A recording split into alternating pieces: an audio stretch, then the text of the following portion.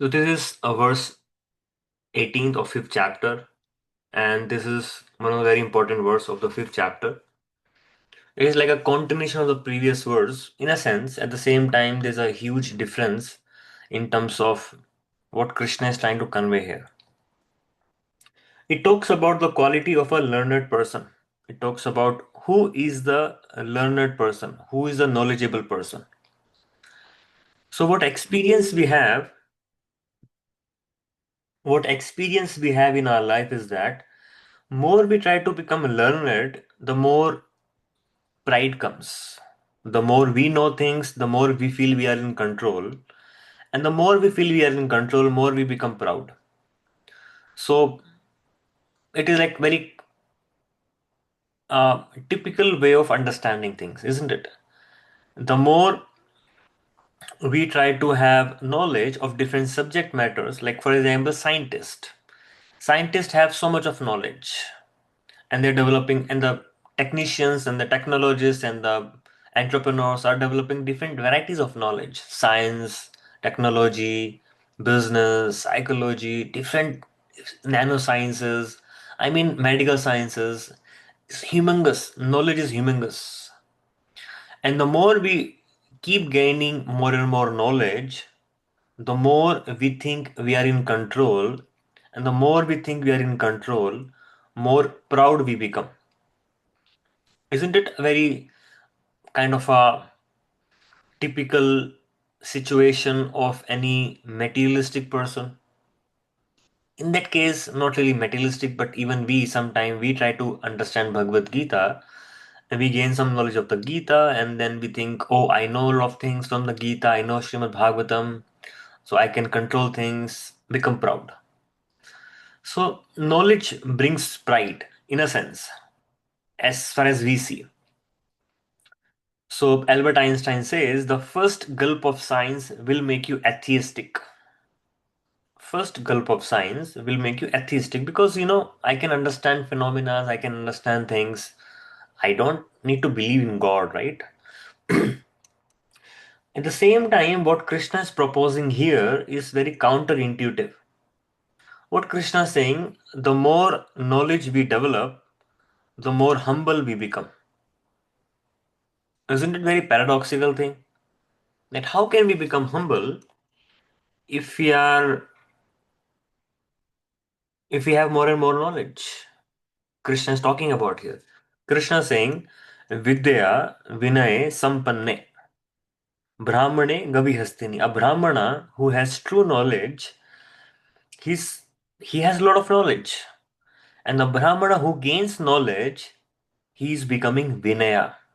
Vinaya means he's becoming humble. So how come Krishna is proposing that by gaining knowledge, we become humble? We have a completely different experience. By gaining knowledge, we become proud because we feel we are in control. The more we can manipulate, the more we can move things with the knowledge. And the Krishna is saying, if you have a knowledge, you become humble. Let us unpack it. What is Krishna really trying to say? What Krishna is trying to say in these verses, the true knowledge is a knowledge of a self. The true knowledge is a knowledge of my own existence. There are two types of knowledge which exist. The knowledge which is of everything, but not me, but me. Knowledge of the sciences, knowledge of the matter, knowledge of different types of domains of knowledge. And Krishna is saying that is one is known as Atma Gyan and a Bhautik Gyan. Atma Gyan means the knowledge about self, self knowledge, self smart people. There are different types of intelligence and there are different types of smartness. And the one type of smartness is self smartness, that is also known as intrapersonal intelligence. Many people have interpersonal intelligence. They are able to make relationship very strongly, very quickly, very efficiently with other people. That is interpersonal intelligence. There is something known as intrapersonal intelligence that is also self smart. So, what is this self smart? What is this intrapersonal intelligence means? It basically means the knowledge about your own self. And the more we know about ourselves, the more we feel humble. So, how come this? How come we know more about ourselves and more we become humble? The reason we become humble by knowing our true self is because we understand how much less we are in control of things, how less control things we have our own life, how less control we have things on somebody else's mind, how much less control we have on the things happening around us. So we have decoded or segregated three levels of lack of control: the lack of control of my own self, the lack of control of people's, and the lack of control of the universe. Let us go through step by step what this really means. So, what I want all of you to is at this point of time is you can visualize a situation, you can think of a situation, or you can recall and recreate in your mind a situation where you became successful in that particular situation.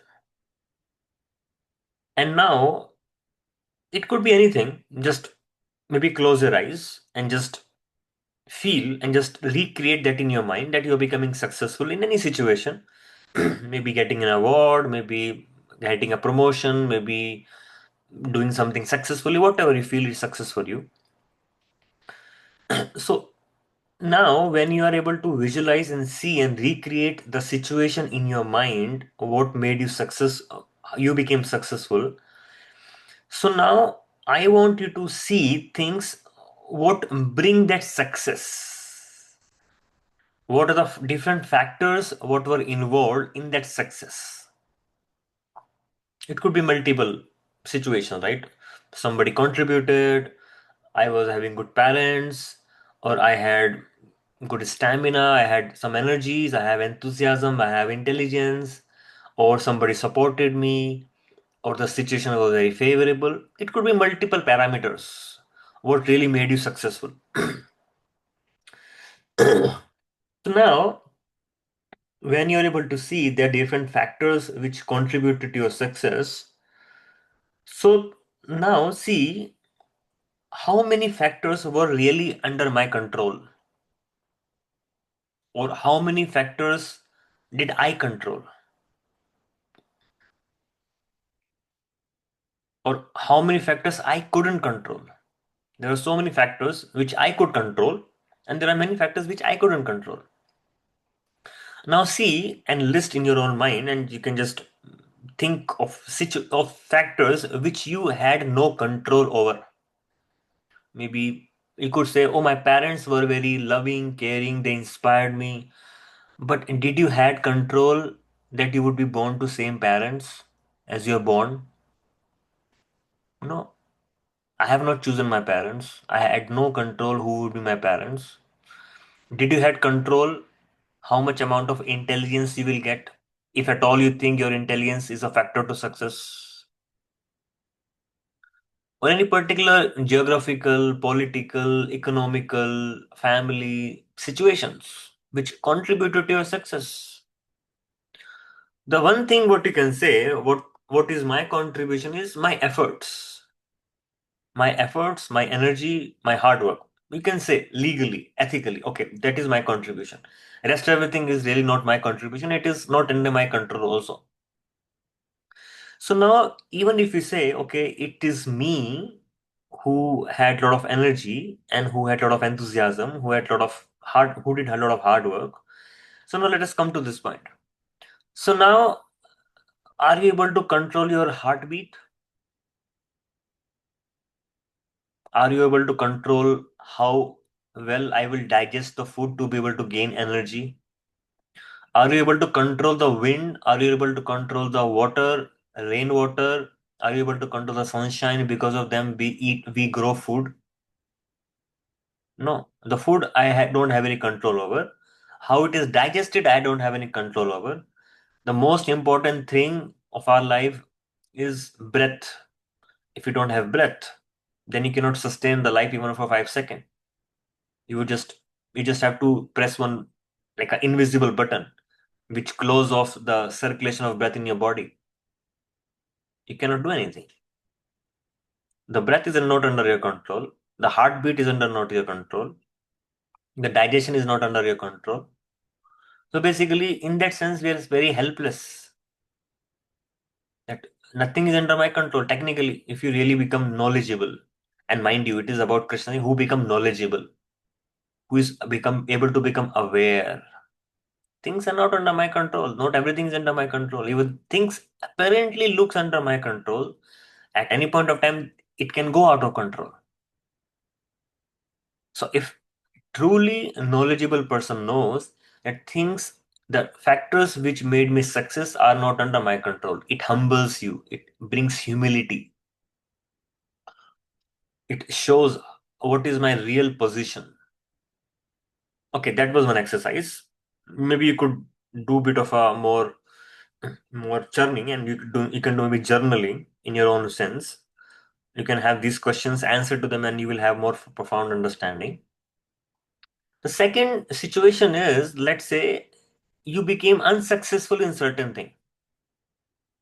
If you became unsuccessful in certain things in your life, you can just even again visualize that things didn't go the way I wanted. I became unsuccessful and I desperately wanted it. Just think of a situation. Not a very pleasant, but just think. So now when you think of a situation, the thing which you didn't become successful, didn't you really try to become successful? You tried to become successful, isn't it? But you didn't become successful because there were many factors which were not under your control. The things were not going the way you wanted them. Maybe it was a high competition, maybe XYZ, any reason you can give. You can maybe have a journaling prompt like that. What are the factors which were not under my control, which because of which I did not become successful? Again, even in success, even in failure, we have very little contribution to make. And the same thing you can even extend to your future. Just think of it now. Maybe you want to gain and become successful in certain things. And there are different parameters which will bring success. And now list down the things which you cannot control. How the economy is going to play out, how the global situation would be, how the political situation would be. The people whom you're dependent for the success, would they be same or not? Will they help me? Cannot control, right? So when we truly become knowledgeable, we become humble. We know my tiny position. We know I am helpless in this world. We know I may have a very big body. I may have like a giant personality, but it is only a spark of consciousness which is sustaining it.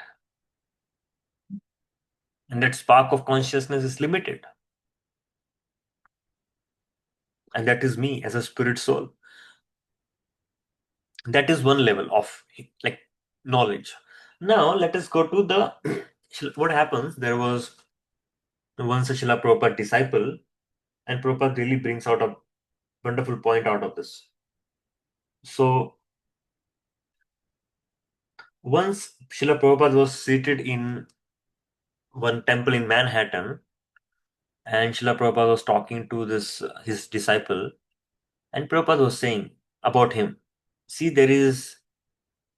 we are in a one room of this flat on the seventh floor of this building. We are seated in the one corner of the one room of one flat in the seventh floor of this building. And this one room is only one of is this one apartment is one of the many apartment in the same floor. And this floor itself is one floor among so many floors on this building. And this building is only one of the building among so many building on this street, on this avenue and particular street. And this avenue is only one of the avenue in the whole Manhattan city. And this Manhattan city is only one of the five boroughs of New York City. And this one New York City is only a small part of New York State. And this New York State is only a one part of the whole big United States of America. And this whole United States of America is only a one part of the whole world, of the whole earth. And this earth is only a very fragmental part of this galaxy we are living in, Milky Way galaxy. And this galaxy is only one of the galaxies in many, many millions of galaxies. And these millions and millions of galaxies is only a small portion of the material creation, small corner. If you see from this cosmic perspective, how much important I am, or how big I am, how much proud I can become of my position. I mean, you could just, this could be like a part of your meditation today. Just before sleeping, visualize, see, you know, how you are limited in your own ways, in your own sense. You don't have any control over people. You don't have any control over the whole cosmic creations is bringing so many factors for you to support life, and none of the factors I can control. I cannot control the flow of air. I cannot control the rainwater cycle. I cannot control the whether earth will give crops or not. I cannot control anything. So when you know that I cannot control anything, how minuscule, how small I am, that dawns a sense of humility. It humbles you. And when it humbles you, that is a sign of a true knowledge. That's the beginning of true knowledge. That is where we understand that I'm helpless in this material world. That is one aspect. Second aspect is what Krishna is mentioning here, Vidya Vinasampane Brahmane Gavyastini. I know I'm a spiritual being. I cannot control the matter because I am of different dimension. I'm of different nature altogether. I am a nature of completely spiritual substance, which is completely incompatible with this material world. And this is not my home. This is not my place. Because this is not my place, I cannot do much in this world. I can do if Krishna empowers, but on my own, I cannot do much. Let's say you go to some African country, you don't belong there. So if you don't belong there, you are very limited in your how much you can do there, isn't it? If you go to your own hometown, you can do much much more. What you can do in some foreign alien land. I mean, people become successful after coming to US, but if there is no opportunities, it takes time, it takes effort. It's always easy to become successful in your own home ground. And material world is not a home ground of a spiritual soul. So it dawns us that I am trapped. I'm trapped in my own thinking. I'm trapped by three modes of material nature. My thinking is not under my control. What I believe in a certain ways, my reactions is not under my control. So it brings a sense of a helplessness, and that is a first step of developing Krishna consciousness. Now we know how, okay, I am insignificant, but who is managing all of that? The things which are not under my control, which is not anything under my control, who is controlling all of that? It is Krishna who is controlling all of that. Krishna says, Maya Dakshena Prakriti Suyate Sacharacharam. If it is Krishna who is controlling all of that, how much great Krishna would be? How much power Krishna would have? So now he's the most powerful, and I'm the powerless in this material world because of losing my spiritual identity. So that brings humility, and if you approach Krishna with that humility, that is when Krishna starts blessing you. That is when real bhakti starts, in that surrender. So humility is one of the aspect of surrender. It helps you surrendering to Krishna because you know that you're not in control. You know everything is under Krishna's control. So with that frame of mind, it's very easy to progress in bhakti. Otherwise, you'll keep fighting with yourself, with other people, with situation. There is no acceptance. There is no acceptance there. And if lack of acceptance will bring resistance, will spoil the whole situation. Even gratitude. So I know I cannot control things, but it is supporting my life. It brings a sense of gratitude. You can also have a gratitude list of 5 things which you cannot control, but it is supporting your life. List of 5 things which you cannot control, but it is supporting your life. I mean, it brings sense of gratitude. It brings sense of acceptance. Humility is such a powerful quality. It brings a lot of so many other wonderful. It is a route by which so many other qualities can grow. So that is what Brahmana is. Brahmana understand that, and not really in terms of Brahmana with the external appearance, but the Brahmana in terms of knowledge, true knowledge, what Krishna is trying to give in these chapters. So we'll conclude here. If anybody have any doubts, any questions, anybody have any comment, anything anybody would like to share, we are open.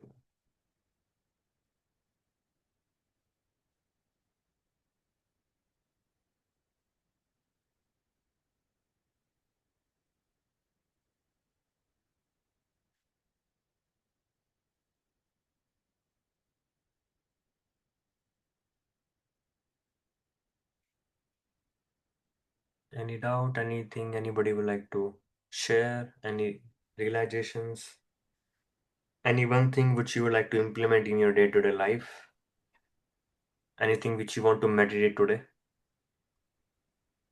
Hare Krishna Prabhu. I have a question, Prabhu. Yeah, sure, please go ahead. Everything that we see in this material world is reflection, perverted reflection of the spiritual world.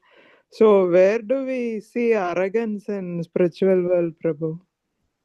Or pride? Yeah, thank you for the question, and it's a very beautiful question. Krishna explains in the 13th chapter how everything is like perverted reflection, shadow and substance is like what we see in this world is only shadow, is only 180 degree. We don't see 360 degree, which is also a spiritual world. And every quality what we see has a spiritual counterpart in the spiritual world. So how do we see arrogance? How do we see pride coming in the spiritual world? So the pride and the arrogance is one such quality which reflects from the feeling of being blessed. I feel blessed versus I feel proud. I mean, it indicates same things. Oh, I feel proud of doing my spiritual activity. It's a feeling, right? Feel proud is a feeling. And second thing could be I feel blessed to be able to practice my spiritual life. That is one thing. And second thing is proud. We could be originally proud that what is my connection with Krishna? In the sense that Krishna is so great. We can be proud of our source. The emotions become perverted when it is about me. It is not about Krishna. So we can become proud. Krishna is so great. I'm so proud of Krishna. I have so much of pride that I'm part of such a great person, such a greatest of personality. How much wonderful he is, how much loving he is, how much caring he is, how much affectionate he is. He's able to control everything. I'm so proud of Krishna. I have that pride that I'm a source. I'm source. I feel blessed. Pride, not really pride in a sense what we understand, but it's a feeling of being feeling blessed. That's how we understand. So it's like that's how is like sometime it could go opposite with humility, or how could we be humble and proud? Yes, humility is about understanding your position and proud of understanding Krishna's position, how great Krishna is. I'm proud that I'm sourced from Krishna. In that sense we can understand the substance of the pride and arrogance what we see in this world, which is a shadow. Yeah, thank you, Prabhu. It clearly explains. Yeah. Hare Krishna. Hare Krishna, thank you very much. Anybody else have any other doubts? Or I would recommend if, yeah, Aditya Prabhu have any doubt? Yeah, bro, I just wanted to add, like, I don't know if it's correct. Maybe you can confirm it. Like the anger part, sometimes in spiritual world, there is a relationship with Krishna in a very intimate way. Krishna can get angry, or we get angry with Krishna. So my assumption is that same anger here reflects in material world in different way between relationships where it is centered on me, something like that. Is that a correct understanding, Prabhu? Yeah, so basically what you're saying is in the spiritual world we can become angry, like Yashoda also became angry on Krishna. When Krishna broke the butter pot, Yashoda became very Yeah. angry toward Krishna. And the reason Yashoda became angry towards Krishna, not that Krishna spoiled all the hard work of Yashoda. No. Yashoda became angry because she knew that what would Krishna eat next day if he's spoiling all this butter? It is service for Krishna, and because service to Krishna got hampered, that's why they become angry. Yashoda became angry. Even gopis become angry. And when Radharani also became angry. After 2 days, we are going to celebrate Sri Radhika's appearance day. The beautiful pastime where Radharani was going toward Krishna and the tamarind pierced the lotus feet of Srimati Radharani, and it got delayed for her to meet Krishna. She became very angry toward the tamarind tree and she cursed that tree. You will never be able to bear fruits. Is still the tamarind tree standing in Vrindavan and that never bear fruits.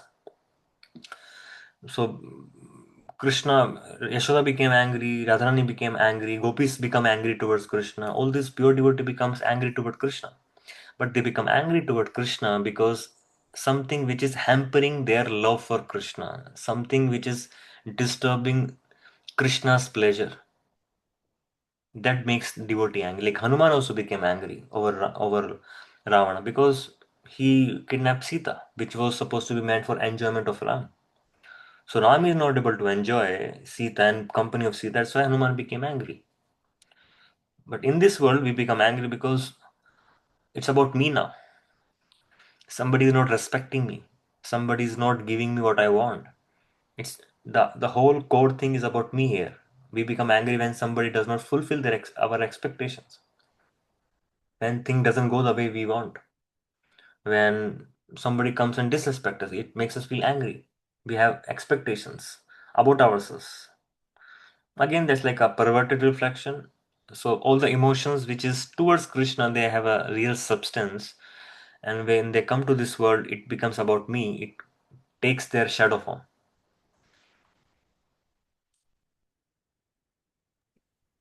Yes, Prabhu. Thank you for explaining that. Yeah. Thank you very much for bringing this beautiful point of anger. Anybody else would like to have any other question?